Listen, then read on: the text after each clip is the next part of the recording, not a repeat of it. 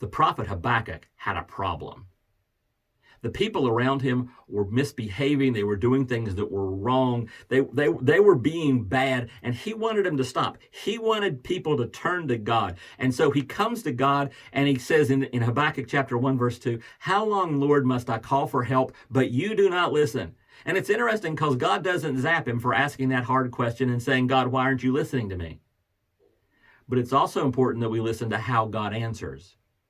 Because Habakkuk has something in mind. Habakkuk wants a revival. Habakkuk wants everybody to turn to God. Habakkuk wants this great sweeping of God's Spirit over his country.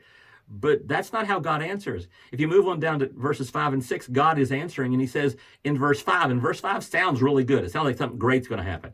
It says, "Look at the nations and watch, and be utterly amazed, for I am going to do something in your days that you would not believe, even if you were told." And Habakkuk probably at this point is going, yes, God's going to send his Spirit. God's going to do amazing things. And then comes verse 6.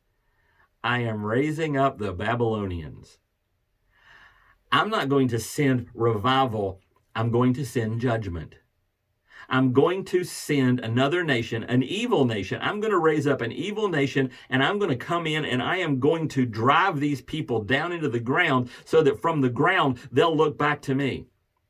And it's going to take years for that to happen. So Habakkuk, I hear you. Habakkuk, I am answering. Habakkuk, this is not the answer you wanted. And a lot of times we come to God in hard situations and we're asking God to work and we're saying, "God, please work in this situation." And we have in our minds what we want God to do. And from our perspective, quite frequently, God answers wrong.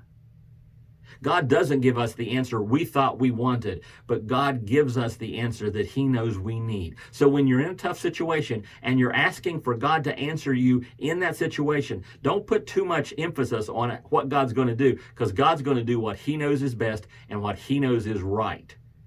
And we have to trust him in that, even if his answer is to raise up the Babylonians.